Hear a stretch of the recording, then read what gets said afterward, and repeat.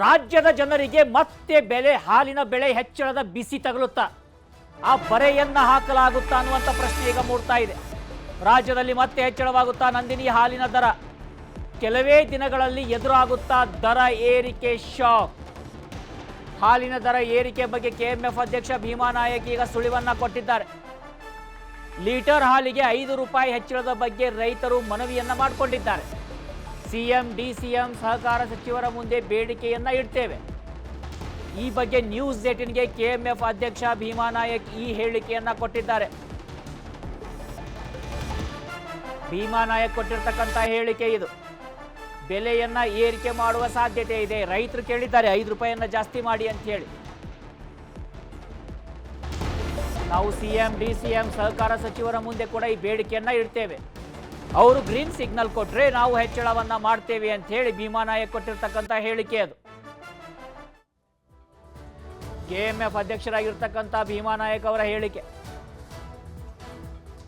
ರಾಜ್ಯದ 27,000 ಹಾಲು ಉತ್ಪಾದಕರೇನಿದ್ದಾರೆ, ಸೊ ಎಲ್ಲ ರೈತರ ಬೇಡಿಕೆ ಇದೆ. ಸೊ ಇವತ್ತಿನ ಏನು ರೈತರಿಗೆ ಕೊಡ್ತಕ್ಕಂಥ ದರ ಏನಿದೆ ಅದು ರೈತರಿಗೆ ವರ್ಕೌಟ್ ಆಗ್ತಾ ಇಲ್ಲ. ಸೊ ಎಲ್ಲ ಪಶು ಆಹಾರ ಇರ್ಬೋದು, ಸೊ ಎಲ್ಲ ಫುಡ್ಗಳೇನಿದೆ, ಹಸುಗಳಿಗೆ ಆಗ್ತಕ್ಕಂಥ ಫುಡ್ಗಳೇನಿದೆ ಅದರ ರೇಟ್ ಜಾಸ್ತಿ ಆಗಿದೆ. ಸೊ ಹಾಗಾಗಿ ರೈತರು ವರ್ಕೌಟ್ ಆಗ್ತಾ ಇಲ್ಲ ಅನ್ನೋದು ರೈತರ ಬೇಡಿಕೆ ಇದೆ. 5 ರೂಪಾಯಿ ಕೊಡಬೇಕು ಅನ್ನೋದು ರೈತರ ಬೇಡಿಕೆ ಇದೆ. ಆ ಬೇಡಿಕೆಯನ್ನು ಸನ್ಮಾನ್ಯ ಮುಖ್ಯಮಂತ್ರಿಗಳು ಮತ್ತು ಉಪಮುಖ್ಯಮಂತ್ರಿಗಳು ಮತ್ತು ಸಹಕಾರ ಸಚಿವರು ಮತ್ತು ನಮ್ಮ ಪಶುಸಂಗೋಪನಾ ಸಚಿವರ ಜೊತೆಗೂಡಿ ನಾನು ಪ್ರಸ್ತಾವನೆಯನ್ನು ಸರ್ಕಾರದ ಮುಂದಿಡ್ತೀನಿ. ಸನ್ಮಾನ್ಯ ಮುಖ್ಯಮಂತ್ರಿಯವರು ಏನು ತೀರ್ಮಾನ ಮಾಡ್ತಾರೆ ನಿಮ್ಮ ಮುಂದೆ ಹೇಳ್ತೀನಿ. ಅಧಿವೇಶನ ಆದಮೇಲೆ ನಾನು ಮಾತಾಡ್ತೀನಿ, ಸನ್ಮಾನ್ಯ ಮುಖ್ಯಮಂತ್ರಿ ಜೊತೆ ಮಾತಾಡ್ತೀನಿ. ಸನ್ಮಾನ್ಯ ಮುಖ್ಯಮಂತ್ರಿ ಅವರು ಏನು ಹೇಳ್ತಾರೆ ತಮ್ಮ ಮುಂದೆ ನಾನು ತಿಳಿಸ್ತೀನಿ. ಇನ್ನು ಈ ವಿಚಾರಕ್ಕೆ ಸಂಬಂಧಪಟ್ಟ ಹಾಗೆ ನಮ್ಮ ಪ್ರತಿನಿಧಿ ಕಾರ್ತಿಕ್ ಮತ್ತಷ್ಟು ಮಾಹಿತಿಯನ್ನ ಕೊಡೋದಕ್ಕೆ ದೂರವಾಣಿ ಸಂಪರ್ಕದಲ್ಲಿ ಜಾಯ್ನ್ ಆಗ್ತಾ ಇದ್ದಾರೆ.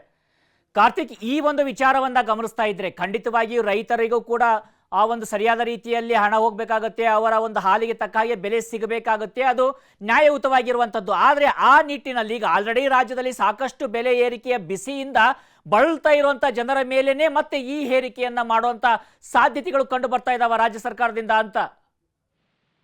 ಖಂಡಿತ ರಾಘವೇಂದ್ರ ಗೂಡಿ, ಏನು ಈಗಾಗಲೇ ಜನಸಾಮಾನ್ಯರು ಹೆಚ್ಚಿನ ಒಂದು ಬೆಲೆ ಏರಿಕೆಯಿಂದಾಗಿ ತತ್ತರಿಸಿ ಹೋಗಿದ್ದಾರೆ. ಇಂತಹ ಒಂದು ಸಂದರ್ಭದಲ್ಲಿ ಈಗ ಮತ್ತೆ ಕೆಎಂಎಫ್ ಅಧ್ಯಕ್ಷರ ಹೇಳಿಕೆ ನಿಜಕ್ಕೂ ಜನಸಾಮಾನ್ಯರಿಗೆ ಅಂದ್ರೆ ತಲೆನೋವಾಗುವಂತ ಸಾಧ್ಯತೆಗಳು ಕೂಡ ಇದೆ ಅಂತಲೇ ಹೇಳ್ಬೋದು. ಯಾಕಂತಂದ್ರೆ ಈಗಾಗಲೇ ಅವು ಹೇಳಿರುವಂತದ್ದು ಅಂದ್ರೆ ಬೆಳಗಾವಿ ಅಧಿವೇಶನ ನಂತರದಲ್ಲಿ ನಾವು ಹಾಲಿನ ದರವನ್ನ ಹೆಚ್ಚಳ ಮಾಡುವಂತ ವಿಚಾರವಾಗಿ ಸಿಎಂ ಬಳಿ ಪ್ರಸ್ತಾವನೆಯನ್ನು ಇಡ್ತೇವೆ. ನಂತರದಲ್ಲಿ ಸಿಎಂ ಆ ವಿವೇಚನೆಗೆ ಬಿಟ್ಟಂತದ್ದು 5 ರೂಪಾಯಿ ಹೆಚ್ಚಳ ಮಾಡಬೇಕು ಅನ್ನುವಂತ ಒಂದು ಬೇಡಿಕೆಯನ್ನು ಕೂಡ ನಾವು ಇಟ್ಟಿದ್ದೇವೆ ಅನ್ನುವಂತ ಒಂದು ಮಾತನ್ನ ನ್ಯೂಸ್ 18ಗೆ ಹೇಳಿರುವಂತದ್ದು. ಇಲ್ಲಿ ಪ್ರಮುಖವಾಗಿ ಗಮನಿಸಬೇಕು, ಇತ್ತೀಚಿನ ದಿನಗಳಲ್ಲಿ ಎಲ್ಲಾ ರೀತಿಯ ಒಂದು ಬೆಲೆ ಏರಿಕೆ ಹೆಚ್ಚಳ ಆಗ್ತಾ ಇರುವಂತಹ ಹಿನ್ನೆಲೆಯಲ್ಲಿ ಗ್ರಾಹಕರಿಗೆ ಈಗ ಹಾಲಿನ ದರವೂ ಕೂಡ ಇನ್ನಷ್ಟು ಹೆಚ್ಚಳ ಆದ್ರೆ ಜನಸಾಮಾನ್ಯರಿಗೆ ನಿಜಕ್ಕೂ ಸಮಸ್ಯೆ ಆಗುವಂತದ್ದು ಖಂಡಿತ.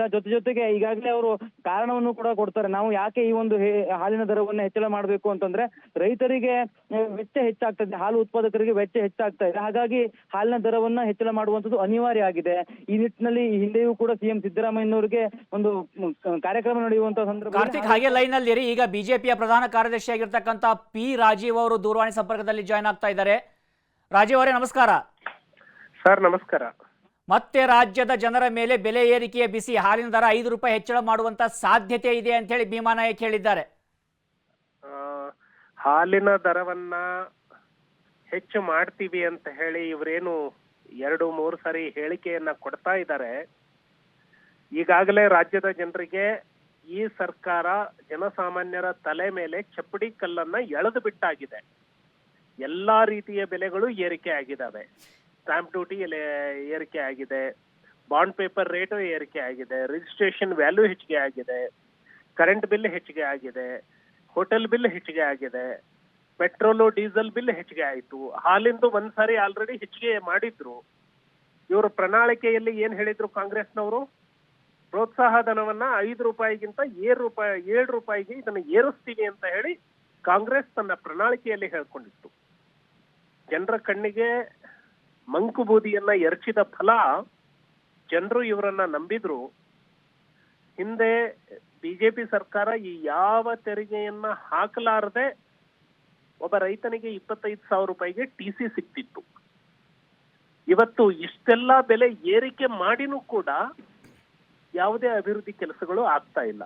ಸೊ ಸೊ ಹಾಲಿನ ಈಗ ಭೀಮಾನಾಯಕ್ ಅವ್ರು ಹೇಳ್ತಾ ಇರೋ ವಿಚಾರವನ್ನ ಗಮನಿಸೋದಾದ್ರೂ ಕೂಡ ನೀವು ಹೇಳಿದಾಗೆ ರಾಜ್ಯದಲ್ಲಿ ಎಲ್ಲಾ ಬೆಲೆ ಏರಿಕೆ ಆಗ್ತಾ ಇದೆ. ಹೀಗಾಗಿ ರೈತರಿಗೂ ಕೂಡ ಅವರ ಒಂದು ಇನ್ವೆಸ್ಟ್ಮೆಂಟ್ ಏನಿದೆ, ಈಗ ಒಂದು ಆಕಳನ್ನ ಅಥವಾ ಒಂದು ಎಮ್ಮೆಯನ್ನ ಸಾಕಬೇಕು, ಅದಕ್ಕೆ ಬೇಕಾಗಿರ್ತಕ್ಕಂಥ ಆಹಾರವನ್ನು ಒದಗಿಸಬೇಕು, ಔಷಧಿಯನ್ನು ಒದಗಿಸಬೇಕು, ಅದರೆಲ್ಲ ಖರ್ಚು ಜಾಸ್ತಿ ಆಗ್ತಾ ಇದೆ. ಹೀಗಾಗಿ ಅನಿವಾರ್ಯವಾಗಿ ಹಾಲಿನ ದರವನ್ನು ಹೆಚ್ಚಳ ಮಾಡಿ ಅಂತ ಅವ್ರು ಕೇಳ್ಕೊಳ್ತಾ ಇದ್ದಾರೆ. ನಾವು ಇದ್ರ ಬಗ್ಗೆ ಪರಿಗಣಿಸ್ತಾ ಇದ್ದೀವಿ ಅಂತೇಳಿ ಅವರು ಕೊಡ್ತಿರುವಂತಹ ಕಾರಣ ಇದು. ಆಲ್ರೆಡಿ ಹೇಳ್ಕೊಂಡಿದ್ರಿ ಪ್ರೋತ್ಸಾಹಧನವನ್ನ ₹7 ಕೊಡ್ತೀವಿ ಅಂತ. ಆಲ್ರೆಡಿ ಪ್ರೋತ್ಸಾಹಧನವನ್ನ ₹7 ಕೊಡ್ತೀವಿ ಅಂತ ಹೇಳಿದಾಗ ನಿಮ್ಮ ಬಜೆಟ್ ನಿಂದ ಅದನ್ನ ಕೊಡಬೇಕಲ್ವಾ? ಈ ಸರ್ಕಾರ ದಿವಾಳಿ ಆಗಿದೆ. ಈ ಸರ್ಕಾರದಲ್ಲಿ ಯಾವುದೇ ಅಭಿವೃದ್ಧಿಗೆ ಹಣ ಹೊಂದಿಸ್ಲಿಕ್ಕೆ ಇವರಿಗೆ ಆಗ್ತಾ ಇಲ್ಲ. ತೆರಿಗೆ ಹಣವನ್ನ ಇಷ್ಟೆಲ್ಲ ಏರಿಕೆ ಮಾಡಿದ್ರೂ ಕೂಡ ಅಭಿವೃದ್ಧಿ ಶೂನ್ಯವಾಗಿರುವಂತಹ ಈ ಪರಿಸ್ಥಿತಿಯಲ್ಲಿ ತಮ್ಮ ಖಜಾನೆಯನ್ನ ತುಂಬಿಸ್ಕೊಳ್ಳಿಕ್ಕೆ ರೈತರ ಹೆಸರನ್ನು ಕೂಡ ಬಲಿ ಕೊಡ್ತಾ ಇದ್ದಾರೆ. ಇವರು ತಮ್ಮ ರಾಜ್ಯ ಬಜೆಟ್ ನಿಂದ ಕೊಡ್ಲಿ, ಅದನ್ನ ಜನಸಾಮಾನ್ಯನ ಮೇಲೆ ಈಗ ಆಲ್ರೆಡಿ ಬೆಲೆ ಏರಿಕೆ ಮಾಡಿಬಿಟ್ಟಿದ್ದೀರಿ. ಟ್ಯಾಕ್ಸ್ 3 ಪಟ್ಟು ಕಲೆಕ್ಟ್ ಮಾಡ್ತಾ ಇದ್ದೀರಿ. ಮತ್ತೆ ಯಾಕೆ ಗ್ರಾಹಕರಿಗೆ ತೊಂದರೆಯನ್ನ ಕೊಡ್ತೀರಿ? ಅಲ್ಲ ರಾಜೀವ್ ಅವರೇ, ಈಗ ನೋಡಿ ವಿಚಾರವನ್ನ ನಾವು ಗಮನಿಸೋದಾದ್ರೆ ಒಂದು ಕಡೆ ಸರ್ಕಾರದ ನೀವು ಹೇಳ್ತಿರೋ ಹಾಗೆ ಸಾಕಷ್ಟು ವೈಫಲ್ಯವನ್ನ ಎದುರಿಸ್ತಾ ಇದೆ. ಆದ್ರೆ ಈಗ ಬಿಜೆಪಿ ಏನ್ ಮಾಡುತ್ತೆ, ಈ ಒಂದು ವೇಳೆ ಏನಾದ್ರೂ ಬೆಲೆಯನ್ನ ಏರಿಕೆ ಮಾಡೋ ನಿರ್ಧಾರವನ್ನ ಸರ್ಕಾರ ಮಾಡಿದ್ದೇ ಆದ್ರೆ ಬಿಜೆಪಿಯ ನಡೆ ಏನಾಗಿರುತ್ತೆ? ಒಂದು ಆಲ್ರೆಡಿ ಲೀಟರ್ಗೆ ಏನು ₹5 ಪ್ರೋತ್ಸಾಹಧನ ಕೊಡಬೇಕಾಗಿತ್ತು, ಇದನ್ನು ಪೂರ್ಣ ಕೊಟ್ಟಿಲ್ಲ. ರೈತರದ್ದು ಬಾಕಿ ಉಳಿಸ್ಕೊಂಡಿದೆ. ಹಾಗಾಗಿ ಈಗ ಆಲ್ರೆಡಿ ನಾವು 2 ಸಾರಿ ಇದ್ರ ಬಗ್ಗೆ ಹೋರಾಟವನ್ನ ಮಾಡಿದೀವಿ ಭಾರತೀಯ ಜನತಾ ಪಕ್ಷವಾಗಿ. ಬೆಲೆ ಏರಿಕೆಗೆ ಇವರು ಕೈ ಹಾಕ್ತಾರೆ ಅನ್ನೋದಾದ್ರೆ, ರೈತರ ಹೆಸರನ್ನ ಇದಕ್ಕೆ ಬಳಸ್ಕೊಳ್ತಾರೆ ಅಂತ ಹೇಳೋದಾದ್ರೆ, ನಾನು ಈ ಸರ್ಕಾರಕ್ಕೆ ಎಚ್ಚರಿಕೆಯನ್ನ ಕೊಡುವಂತದ್ದು, ರೈತರಿಗೆ ಪ್ರೋತ್ಸಾಹ ಧನ ಕೊಡೋದಕ್ಕೆ ನಮ್ಮ ಸಂಪೂರ್ಣ ಬೆಂಬಲ ಇದೆ. ನೀವು ಆಲ್ರೆಡಿ ಪ್ರಣಾಳಿಕೆಯಲ್ಲಿ ಹೇಳ್ಕೊಂಡಿದ್ದೀರಿ ನೀವು ಕೊಡ್ತೀನಿ ಅಂತ, ಅದನ್ನ ಕೊಡಬೇಕು. ಆದ್ರೆ ಮತ್ತೆ ರೈತರ ಹೆಸರಿನಲ್ಲಿ ಬೆಲೆ ಏರಿಕೆ ಮಾಡ್ತೀವಿ ಅಂದ್ರೆ ಜನಸಾಮಾನ್ಯರ ಬದುಕಿಗೆ ಹೊರೆ ಆಗತ್ತೆ. ಇದರ ವಿರುದ್ಧ ಬಹಳ ದೊಡ್ಡ ಹೋರಾಟವನ್ನ ಬಿಜೆಪಿ ತೆಗೆದುಕೊಳ್ಳುತ್ತೆ. ಯಾವ ಸಚಿವರಿಗೂ ಕೂಡ ಯಾವ ಹಳ್ಳಿಗೂ ಪ್ರವೇಶ ಮಾಡ್ಲಿಕ್ಕೆ ಬಿಡೋದಿಲ್ಲ. ಜನಸಾಮಾನ್ಯರು ಈ ಸರ್ಕಾರವನ್ನ ಮುತ್ತಿಗೆ ಹಾಕ್ತಾರೆ ಅನ್ನುವಂತಹ ಎಚ್ಚರಿಕೆಯನ್ನ ಈ ಸರ್ಕಾರಕ್ಕೆ ಕೊಡ್ತೇವೆ. ಖಂಡಿತವಾಗಿ ಪಿ ರಾಜೀವ್ ಅವರೇ, ನಿರಂತರವಾಗಿ ಸರ್ಕಾರ ಏನೋ ಪುಲ್ಟಾಸನ್ನ ಕೊಡ್ತಾ ಇದೆ, ಆದ್ರೆ ಹಿಟ್ ವಿಕೆಟ್ ಆಗುವಂತ ಕೆಲಸವನ್ನ ಬಿಜೆಪಿ ಒಳಗಡೆ ಆಗ್ತಾ ಇರೋದು ಕೂಡ ಸಾರ್ವಜನಿಕರು ನೋಡ್ತಾ ಇದ್ದಾರೆ. ಮುಂದೆ ಬಿಜೆಪಿ ಏನ್ ಮಾಡುತ್ತೆ ಕಾದ್ ನೋಡೋಣಂತೆ. ಧನ್ಯವಾದಗಳು ನಮ್ಮ ಜೊತೆಯಲ್ಲಿ ಮಾತನಾಡಿದ್ದಕ್ಕೆ. ಕನ್ನಡಿಗರ ಮೆಚ್ಚಿನ ನಿಮ್ಮ ನ್ಯೂಸ್ 18 ಕನ್ನಡ ಈಗ ವಾಟ್ಸ್ಆಪ್ನಲ್ಲಿಯೂ ಲಭ್ಯ.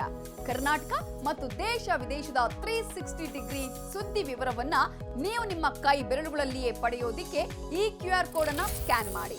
ನಮ್ಮ ಚಾನೆಲ್ ಅನ್ನ ಫಾಲೋ ಮಾಡಿ, ನೋಟಿಫಿಕೇಶನ್ ಆನ್ ಮಾಡಿ.